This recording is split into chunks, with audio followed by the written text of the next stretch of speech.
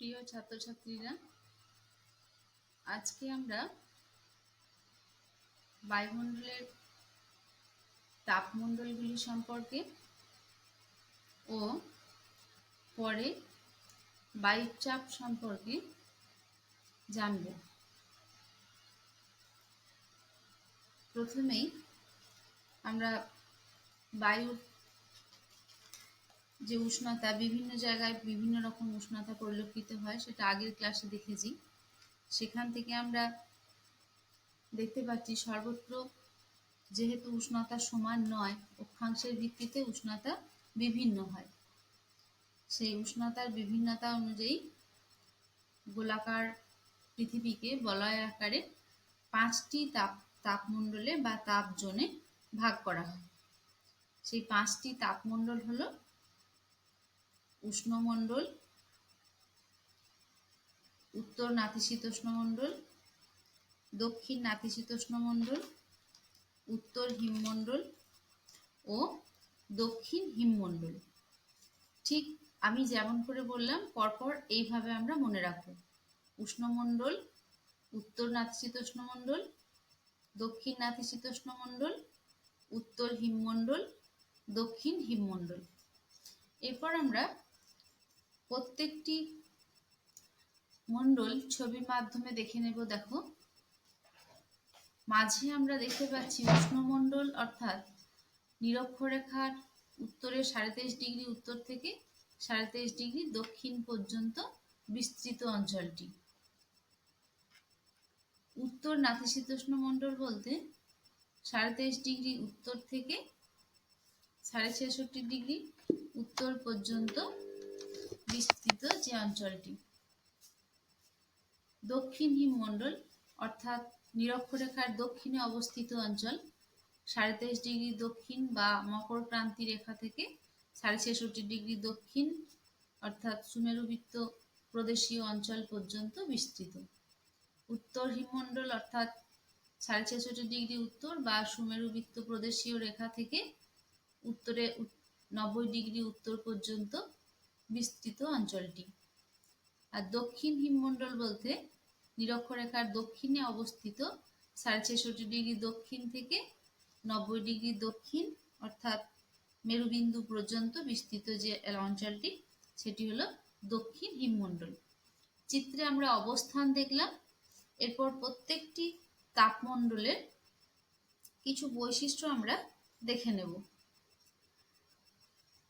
নিরক্ষরেখা থেকে উত্তরে কর্কটক্রান্তি রেখা অর্থাৎ 37 ডিগ্রি উত্তর রেখা আর দক্ষিণে মকরক্রান্তি রেখা অর্থাৎ 37 ডিগ্রি দক্ষিণ অক্ষরেখা পর্যন্ত বিস্তৃত যে বিশেষ উষ্ণতা সম্পন্ন অঞ্চলটি। আমরা সবাই জানি যে নিরক্ষরেখা থেকে 10 ডিগ্রি উত্তর আর দক্ষিণে পৃথিবীর উষ্ণতা সর্বাধিক পরিমাণে থাকে। এর থেকে আমরা মকরক্রান্তীয় কর্কটক্রান্তীয় অঞ্চল পর্যন্ত বিস্তৃত অঞ্চলটিকে ধরে নিলাম উষ্ণমণ্ডল হিসেবে, যেখানে সারা বছরই সূর্যরশ্মি দেখব লম্বভাবে পড়ে। এছাড়া এখানে দিন রাত্রির দৈর্ঘ্য প্রায় সমান থাকে, 12 ঘন্টা দিন 12 ঘন্টা রাত্রি হয়। এখানকার গড় উষ্ণতা প্রায় 27 ডিগ্রি সেন্টিগ্রেডের কাছাকাছি থাকে। এখানে উষ্ণতার আধিক্য হেতু আমরা শীত ঋতুর কোনো রকম উপস্থিতি লক্ষ্য করতে পারি না, অর্থাৎ বলতে পারি শীত ঋতুর অনুপস্থিতি দেখা যায় এখানে। এরপর দেখব নাতিশীতোষ্ণমণ্ডল। নাতিশীতোষ্ণ অর্থাৎ না অতিরিক্ত শীত না অতিরিক্ত উষ্ণ এমন পৃথিবীর জায়গা। উভয় গোলার্ধের ক্রান্তি রেখা থেকে অর্থাৎ দুই কর্কটীয় ও মকরীয় অঞ্চল থেকে উত্তরে কর্কটক্রান্তি রেখা থেকে সুমেরুবৃত্ত প্রদেশীয় অঞ্চল আর দক্ষিণে দেখব মকরক্রান্তি রেখা থেকে কুমেরুবৃত্ত প্রদেশীয় অঞ্চলটি নাতিশীতোষ্ণ অঞ্চল নামে পরিচিত।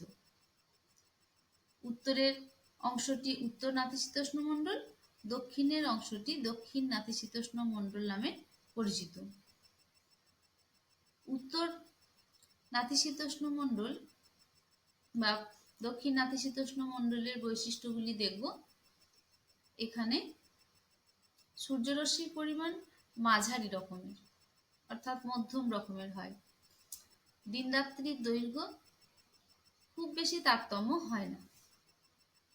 গড় তাপমাত্রা থাকে প্রায় 0 থেকে 27 ডিগ্রি সেন্টিগ্রেড পর্যন্ত।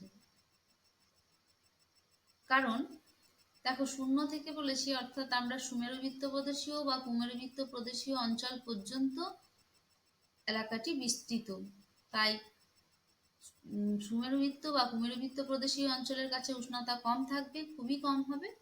আর 2 কর্কটীয় ও মকরীয় অঞ্চলের কাছে উষ্ণতা বেশি থাকবে, যেখানে গড় তাপমাত্রাটা আমরা যে কারণে 0 থেকে 27 ডিগ্রি সেন্টিগ্রেড পর্যন্ত পাচ্ছি। কর্কটীয় অঞ্চল ও মকরীয় অঞ্চলের কাছে উষ্ণতা বেশি বলে ওই অঞ্চলটি উষ্ণ নাতিশীতোষ্ণ মণ্ডল নামে পরিচিত। আর মেরুবৃত্তর কাছাকাছি, অর্থাৎ নাতিশীতোষ্ণ মণ্ডলের সর্বোচ্চ উত্তর আর সর্বোচ্চ দক্ষিণের দিকে দেখব উষ্ণতার পরিমাণ কম থাকে, তাই এই অঞ্চলটি শীতল নাতিশীতোষ্ণ অঞ্চল নামে পরিচিত, যেখানে উষ্ণতা খুবই কম থাকে। এরপর আমরা দেখব হিমমণ্ডল। হিম মানে তুষার বা বরফ। 2 মেরুবৃত্ত প্রদেশীয় অঞ্চল থেকে, অর্থাৎ 66.5 ডিগ্রি উত্তর অক্ষরেখা ও 66.5 ডিগ্রি দক্ষিণ অক্ষরেখা থেকে 2 মেরুবিন্দু, অর্থাৎ সুমেরু 90 ডিগ্রি উত্তর ও কুমেরুবিন্দু 90 ডিগ্রি দক্ষিণ পর্যন্ত বিস্তৃত যে অঞ্চলটি, তা হিমমণ্ডল নামে পরিচিত। আমরা সবাই জানি যে 2 মেরুবিন্দুকে কেন্দ্র করেই তুষার বা বরফ জমতে দেখা যায়, তাই এই অঞ্চলটির নাম দেখব আমরা হিমমণ্ডল। যেখানকার বিশেষ বৈশিষ্ট্যগুলো হলো, এখানে দিনরাত্রির দৈর্ঘ্যের তারতম্য অনেক বেশি। একটানা প্রায় 6 মাস পর্যন্ত সূর্য দেখা যায় না। গড় তাপমাত্রা থাকে 0 ডিগ্রি সেন্টিগ্রেডের চেয়ে কম, যেখানে সারা বছরই প্রায় বরফাবৃত থাকে। এবং 6 মাস একটানা সূর্য যখন দেখা যায় না, বা পরের 6 মাস যখন সূর্য দেখা যায়, তখন রাত্রিকালীন মৃদু আলো দেখা যায়, যেটাকে আমরা সুমেরু প্রভা বা কুমেরু প্রভা হিসেবে চিনে থাকি। এই হলো হিমমণ্ডলের বিশেষ বৈশিষ্ট্যগুলি। এরপর উষ্ণতা সম্পর্কে জানতে গিয়ে আমরা বিশেষ একটি ভৌগোলিক শব্দ সমষ্ণ রেখা সম্পর্কে জানব। সমষ্ণ রেখা কি? সমান উষ্ণতা পূর্ণ রেখা। ভূপৃষ্ঠের সর্বত্র উষ্ণতার পার্থক্য দেখতে পেয়েছি আমরা, অক্ষাংশ উচ্চতা অনুযায়ী বিভিন্নতা দেখা যায়, কিন্তু এমনও বিশেষ স্থান দেখা যায় যেখানকার উষ্ণতা সমান, অর্থাৎ একই মান বিশিষ্ট। ভূপৃষ্ঠের একই তাপমাত্রা বিশিষ্ট স্থানগুলিকে যখন মানচিত্রে রেখা দিয়ে দেখানো হয়, যে রেখা দিয়ে দেখানো হয় তাকে বলা হয় সমষ্ণ রেখা। এই সমষ্ণ রেখার বিশেষ কতগুলি বৈশিষ্ট্য আমরা দেখব। সমষ্ণ রেখাগুলি অক্ষরেখার প্রায় সমান্তরালে অবস্থান করে, কারণ একই অক্ষাংশ বরাবর সূর্যরশ্মির তাপীয় ফল একই প্রকার হয়, তাই এগুলি সমাক্ষরেখার সমান্তরালে অবস্থান করে বা অক্ষরেখার সমান্তরালে অবস্থান করে। দ্বিতীয় বৈশিষ্ট্য হলো, সমুদ্র অঞ্চলে সমষ্ণ রেখাগুলি সমান্তরালে অবস্থান করলেও স্থলভাগের উপর এঁকে বেঁকে অবস্থান করে। দেখো, সমুদ্র সমতলে সূর্যরশ্মি পড়ার ক্ষেত্রে কোনো বাধা থাকে না, সর্বত্র একই প্রকার তাপমাত্রা বা সূর্যরশ্মি পাওয়া যায়, তাই সেখানে সমষ্ণ রেখাগুলি সমান্তরাল হয়। কিন্তু স্থলভাগের উপর আমরা দেখব পর্বতের অবস্থান, মালভূমির অবস্থান, অর্থাৎ উচ্চতার পার্থক্য বা বিভিন্ন রকমের তোমার অবস্থানগত পার্থক্যের কারণে, উষ্ণতার পার্থক্যের জন্য সমষ্ণ রেখাগুলি স্থলভাগের উপর বাঁকাভাবে অবস্থান করে। তৃতীয়ত দেখব যে এর মান নিরক্ষীয় অঞ্চলে বেশি হয়। সাধারণভাবে নিরক্ষীয় অঞ্চলে লম্বরশ্মি পড়ে, তাই নিরক্ষীয় অঞ্চল বরাবর সমষ্ণরেখার মান বেশি হয়, ও যতই নিরক্ষরেখা থেকে দুই মেরুর দিকে যাওয়া যায় ততই এর মান কম হতে থাকে। সমষ্ণরেখার মতোই আমরা দ্রাঘিমা রেখা বরাবরও কখনো কখনো দেখতে পাই তাপমাত্রার পার্থক্য বোঝা যায়। যে সমস্ত দেশগুলি পূর্ব পশ্চিমে বিস্তৃত সেখানে দ্রাঘিমা রেখার বিস্তার বেশি হয়, প্রতিটি দ্রাঘিমায় উষ্ণতার পার্থক্য দেখা যায়। কোনো নির্দিষ্ট সময়ে প্রতিটি দ্রাঘিমায় সর্বোচ্চ উষ্ণতাকে যখন মানচিত্রে যে রেখা দিয়ে যোগ করা হয় তাকে বলা হয় তাপ বিষুব রেখা। আমরা তাপ বিষুব রেখার কথা মাথায় রাখুন। এই রেখাগুলি সাধারণত নিরক্ষরেখা বরাবর অবস্থান করে। সূর্যের উত্তরায়ণ ও দক্ষিণায়নের সাথে সাথে এই রেখা কিছুটা উত্তরে বা দক্ষিণে সরে যায়। এরপর আমরা বায়ুর চাপ সম্পর্কে আলোচনা করব। বায়ু উষ্ণতার ওই অংশটুকু বাকি ছিল, আমরা আলোচনা করে নিলাম। এরপর বায়ুর চাপ দেখব। অন্যান্য জিনিসের মতো বায়ুরও ওজন আছে। বায়ুর এই ওজনকে বায়ুর চাপ বলা হয়। বায়ুর চাপের পার্থক্যের কারণে সাধারণত বায়ু প্রবাহিত হয়, কারণ আমরা জানি উচ্চচাপ থেকে বায়ু নিম্নচাপের দিকে যায়, অর্থাৎ বাতাস সমান্তরালমুখী প্রবাহ হতে দেখা যায় বাতাসে। আবহাওয়া মানচিত্রে বায়ুর চাপের পরিবর্তন দেখেই আবহাওয়ার পূর্বাভাস দেওয়া হয়, অর্থাৎ বায়ুর চাপের বিশেষ গুরুত্ব আমরা দেখলাম। বায়ুর চাপ আছে কিন্তু আমরা বায়ুর চাপ অনুভব করি না। কেন বায়ুর চাপ অনুভব করি না দেখব। চিত্রে দেখতে পাচ্ছি, দেখো, বায়ু ভূপৃষ্ঠের সকল বস্তুর চারপাশে দুই ভাবেই, অনুভূমিকভাবে অর্থাৎ পাশাপাশি, আবার উল্লম্বভাবে, উভয়ভাবেই প্রবল চাপ দেয়। এছাড়া প্রত্যেকটা প্রাণীর শরীরের আভ্যন্তরীণ চাপ বাইরের বায়ুমণ্ডলীয় চাপের সমান। যেহেতু একটি চাপ আরেকটি চাপকে কার্য করতে দেয় না, তাই আমরা বায়ুমণ্ডলীয় চাপ অনুভব করি না। চিত্রে দেখো, ভূপৃষ্ঠে থাকা কোনো বস্তুর উপর অনুভূমিক ও উল্লম্ব বায়ুর চাপ দেয় কিভাবে দেখতে পাবো। উল্লম্বভাবে উপর থেকে দেখো বায়ুর চাপ দিচ্ছে ভূপৃষ্ঠে থাকা কোনো বস্তুর উপর, উল্লম্বভাবে চাপ দেখতে পাচ্ছি উপর থেকে নিচের দিকে, অর্থাৎ নিম্নমুখী চাপ। আবার কখনো কখনো দেখব পার্শ্বচাপের যে কোনো বায়ুমণ্ডলে অবস্থানকারী বস্তু পার্শ্বচাপের সম্মুখীন হচ্ছে। তাই আমরা এই চারিদিক থেকে আসা চাপ যা শরীরের আভ্যন্তরীণ চাপের সমান হয়, বায়ুমণ্ডলের এই চাপকে আমরা অনুভব করতে পারি না। এই বায়ুর চাপ বিশেষ কতগুলি যন্ত্রের মাধ্যমে মাপা হয়। সাধারণত 14 ব্যারোমিটার যন্ত্রে বায়ুর চাপ নির্ভুলভাবে পরিমাপ করা হয়।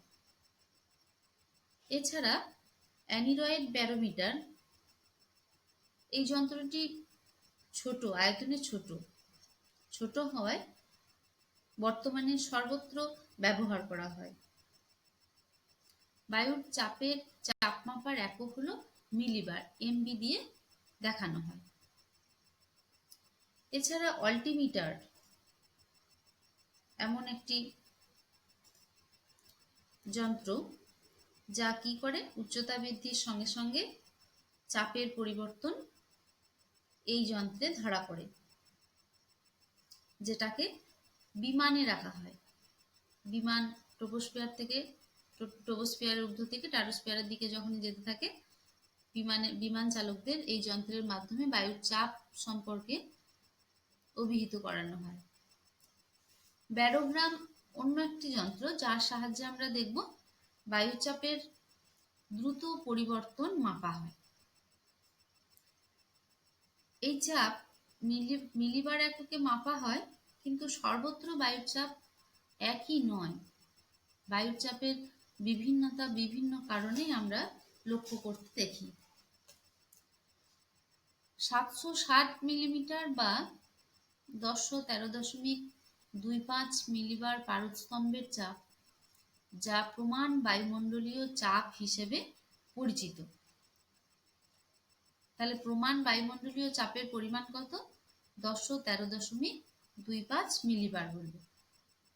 এর থেকে কম চাপযুক্ত অঞ্চলকে আমরা নিম্নচাপ, আর এর থেকে বেশি চাপযুক্ত অঞ্চলকে উচ্চচাপ বলে চিহ্নিত করব। এরপর দেখব, যেহেতু সর্বত্র বায়ুচাপের পরিমাণ সমান নয়, তবুও বায়ুমণ্ডলীয় বিভিন্ন স্থানে চাপের মান একই থাকে কখনো কখনো। কোনো নির্দিষ্ট সময়ে ভূপৃষ্ঠের সমচাপযুক্ত স্থানগুলি মানচিত্রে যে রেখা দ্বারা যুক্ত করা হয় বা দেখানো হয়, তাকে বলা হয় সমচাপ বা সমপৃষ্ঠ রেখা। এই সমচাপ রেখার কতগুলি বৈশিষ্ট্য দেখব, যেগুলি আমাদেরকে আবহাওয়ার পূর্বাভাসে বা আবহাওয়া সংক্রান্ত তথ্য জানতে বিভিন্নভাবে সাহায্য করে। উষ্ণতার সঙ্গে বায়ুচাপের সম্পর্ক গভীর হওয়ায় সমচাপ রেখাগুলি অক্ষরেখার সমান্তরালে অবস্থান করে। বায়ুচাপের সাথে উষ্ণতার সম্পর্ক আমরা পরে বিশদে আলোচনা করব। দ্বিতীয় বৈশিষ্ট্যে দেখো, সমচাপের রেখাগুলি যদি দূরে দূরে অবস্থান করে তাহলে শান্ত আবহাওয়া, আর কাছাকাছি চক্রাকারে অবস্থান করলে ঝড় বৃষ্টির সম্ভাবনা দেখা যায়। এরপর আমরা দেখলাম যে বায়ুচাপ সর্বত্র সমান নয়, কোথাও উচ্চচাপ বিরাজ করছে, কোথাও নিম্নচাপ। অর্থাৎ বায়ুমণ্ডলে বায়ুচাপের তারতম্য লক্ষ্য করা যায়, পার্থক্য লক্ষ্য করা যায়। সেই বায়ুচাপের পার্থক্যের কারণগুলি কি কি? কারণগুলি দেখব। প্রথমত উষ্ণতা, সমুদ্র সমতল থেকে ভূমির উচ্চতা, বায়ুতে জলীয় বাষ্পের পরিমাণ, পৃথিবীর আবর্তন, বায়ুমণ্ডলের গভীরতা, জলভাগ ও স্থলভাগের বণ্টন, মাধ্যাকর্ষণ শক্তি, পৃথিবীর মাধ্যাকর্ষণ শক্তি প্রভৃতি। এরপর আমরা প্রত্যেকটি কারণ কিভাবে বায়ুচাপের পার্থক্যে সাহায্য করে সে বিষয়ে দেখব। উষ্ণতা। উষ্ণতার সঙ্গে বায়ুচাপের অত্যন্ত গভীর এবং বিপরীতধর্মী সম্পর্ক দেখা যায়। অর্থাৎ উষ্ণতা বাড়লে বায়ুর চাপ কমে, উষ্ণতা কমলে বায়ুর চাপ বাড়ে। যে কারণে নিরক্ষীয় অঞ্চলে আমরা দেখব বায়ুর চাপ সবসময় কম লক্ষ্য করা যায়, নিম্নচাপ বিরাজ করে, এবং নিরক্ষীয় অঞ্চল থেকে যতই উপরের দিকে ওঠা যায় বায়ুর চাপের পরিমাণ আস্তে আস্তে বাড়তে থাকে। এরপর দেখো সমুদ্র সমতল থেকে ভূমির উচ্চতা। সমুদ্র সমতলে বায়ুর চাপ সর্বাধিক অনুভূত হয়, কারণ এখানে বায়ুর অণুর পরিমাণ সর্বাধিক হলে বায়ুস্তর সবচেয়ে ঘন হয়। ক্রমশ উঁচুতে বায়ুর অণু কম থাকে, তাই বায়ুস্তর পাতলা হয়। পাতলা বায়ু হালকা বলে তার চাপ কম হয়ে থাকে। এছাড়া নিচের বায়ুর চাপ বেশি হওয়ার একটি উল্লেখযোগ্য কারণ হলো নিচের বায়ুর উপর থাকে উপরের বায়ুস্তরের ভার। এই দুটি কারণে সমুদ্র সমতল থেকে ভূমির উচ্চতা যতই বৃদ্ধি পায় ততই বায়ুর চাপ হ্রাস পেয়ে থাকে। একটা পরিসংখ্যান বলা যায়, পরীক্ষা থেকে দেখা গেছে যে প্রতি 270 মিটার উচ্চতায় 34 মিলিবার করে বায়ুর চাপ হ্রাস পায়। এরপর দেখব আমরা বায়ুতে জলীয় বাষ্পের পরিমাণ। জলীয় বাষ্প সাধারণ বায়ুর থেকে হালকা। বায়ুর এই জলীয় বাষ্পের পরিমাণ যে কারণে যে বায়ুতে বেশি থাকে সেই বায়ুর চাপ কম হয়, যে বায়ুতে জলীয় বাষ্পের পরিমাণ কম তার চাপ দেখব বেশি হয়। আবার জলীয় বাষ্পের উষ্ণতা ধারণ করার ক্ষমতা বেশি, তাই জলীয় বাষ্পপূর্ণ বায়ু সবসময়ই হালকা হয়। তাই যে অঞ্চলের বায়ুতে জলীয় বাষ্প যত বেশি সেই অঞ্চলের বাতাস তত বেশি হালকা হচ্ছে, অর্থাৎ চাপ কম হয়। তাই আমরা দেখতে পাই নিরক্ষীয় অঞ্চলে সবসময়ই বায়ুর চাপ কম, কারণ নিরক্ষীয় অঞ্চলের সমুদ্র জলভাগের অবস্থান থাকায় ওখানে জলীয় বাষ্পের যোগান অব্যাহত থাকে, তাই বায়ুর চাপও কম হয়। এরপর দেখব আমরা পৃথিবীর আবর্তন। পৃথিবীর আবর্তন গতির জন্য বায়ুচাপের পার্থক্য ঘটে। অধিক শৈত্যের জন্য উভয় মেরু অঞ্চলে উচ্চচাপ বিরাজ করে, কিন্তু আবর্তন গতির প্রভাবে এই দুই উচ্চচাপ অঞ্চল থেকে বায়ু নিরক্ষীয় অঞ্চলের দিকে ছিটকে যায়। এর ফলে দুই মেরুবৃত্তের সন্নিকটে বায়ুর চাপ হ্রাস পায়। এছাড়া নিরক্ষীয় অঞ্চলে উষ্ণ ও হালকা বায়ু আবর্তন গতির প্রভাবে উত্তর দক্ষিণ উভয় দিকে অর্থাৎ কর্কটক্রান্তি ও মকরক্রান্তির দিকে বিক্ষিপ্ত হয়। এর ফলে নিরক্ষীয় অঞ্চলে বায়ুর চাপ হ্রাস পায় এবং ক্রান্তীয় অঞ্চলে বায়ুর চাপ বৃদ্ধি পায়। এরপরে আমরা দেখব বায়ুমণ্ডলের গভীরতা। ভূপৃষ্ঠের যে স্থানে বায়ুমণ্ডলের গভীরতা বেশি সেখানে বায়ুর চাপ বেশি, এবং যে স্থানে বায়ুমণ্ডলের গভীরতা কম সেখানে বায়ুর চাপ কম হয়ে থাকে। এই কারণে পার্বত্য অঞ্চলের মধ্যস্থিত উপত্যকাগুলিতে বায়ুর চাপ বেশি হয়। এরপর দেখব আমরা জলভাগ ও স্থলভাগের বন্টন।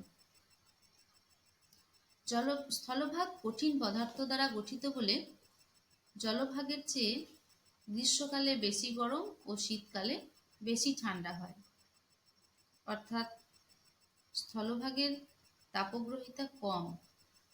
তাই স্থলভাগে গ্রীষ্মকালে নিম্নচাপ এবং শীতকালে উচ্চচাপের সৃষ্টি হয়, আর জলভাগে গ্রীষ্মকালে তখন উচ্চচাপ ও শীতকালে নিম্নচাপ, অর্থাৎ বিপরীত অবস্থা লক্ষ্য করা যায়। এরপর দেখব আমরা পৃথিবীর মাধ্যাকর্ষণ শক্তি। মাধ্যাকর্ষণ শক্তির প্রভাবেও বায়ুচাপের তারতম্য ঘটে। পৃথিবীর যে স্থান কেন্দ্রের যত কাছে সেখানে মাধ্যাকর্ষণ শক্তির প্রভাব তত বেশি।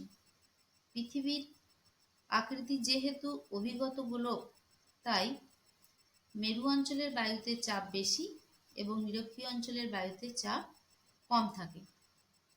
এছাড়া বায়ুমণ্ডলের গভীরতা, জলভাগ, স্থলভাগের বন্টন তো বললামই, যেগুলি সামগ্রিকভাবে বায়ুচাপের পার্থক্যের বা তারতম্যের কারণ হিসেবে দেখা গেল।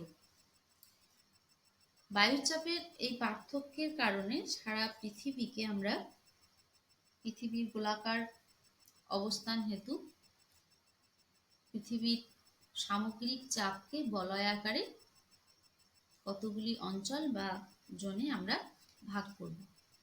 পৃথিবীতে মোট 7টি বায়ুচাপ বলয় দেখা যায়। দেখো চিত্রের মাধ্যমে আমরা দেখতে পাচ্ছি, প্রথমেই আমরা দেখতে পেয়েছি নিরক্ষীয় নিম্নচাপ বলয়।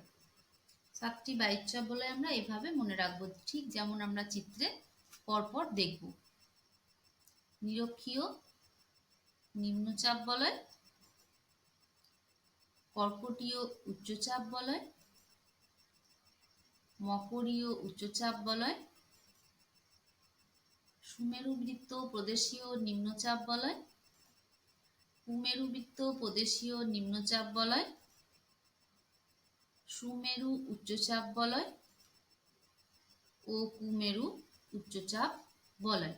আরেকবার বলে নিই কিভাবে আমরা মনে রাখবো। 7টা চাপ বলয় আমরা পরপর যেমন করে বলছি সেই অর্ডারে মনে রাখবো। নিরক্ষীয় নিম্নচাপ বলয়, কর্কটীয় উচ্চচাপ বলয়, মকরীয় উচ্চচাপ বলয়, সুমেরুবৃত্ত প্রদেশীয় নিম্নচাপ বলয়, কুমেরুবৃত্ত প্রদেশীয় নিম্নচাপ বলয়, সুমেরু উচ্চচাপ বলয় ও কুমেরু উচ্চচাপ বলয়। এগুলো আমরা অক্ষাংশের মান অনুযায়ী চিত্রে দেখতে পাচ্ছি। তাহলে পৃথিবীর মোট অক্ষাংশের মানটা ডান দিকে দেখানো আছে, দেখো। নিম্নচাপ, নিরক্ষীয় নিম্নচাপ অঞ্চলটি প্রায় 2 কর্কটীয় অঞ্চল বা 0 থেকে 10 ডিগ্রি উত্তর 10 ডিগ্রি দক্ষিণ পর্যন্ত বিস্তৃত। 10-এর পর থেকে 30 ডিগ্রি উত্তর 30 ডিগ্রি দক্ষিণ পর্যন্ত 2 কর্কটীয় মকরীয় উচ্চচাপ। 30 থেকে 60 ডিগ্রি বা 66.5 ডিগ্রি পর্যন্ত 2 মেরুবৃত্ত প্রদেশীয় নিম্নচাপ। 60 ডিগ্রি থেকে 90 ডিগ্রি পর্যন্ত 2 সুমেরু এবং কুমেরু উচ্চচাপ বলয়। অর্থাৎ পৃথিবীতে রয়েছে মোট 3টি নিম্নচাপ ও 4টি উচ্চচাপ বলয়। আমরা মনে রাখবো ছবিতে যেমন করে আমরা পরপর দেখেছি। পরের ক্লাসে আমরা 7টি চাপ বলয় সম্পর্কে বিশদ আলোচনা করব। আজকে পাঠ এই অবধি থাক। শোনার জন্য সবাইকেই ধন্যবাদ।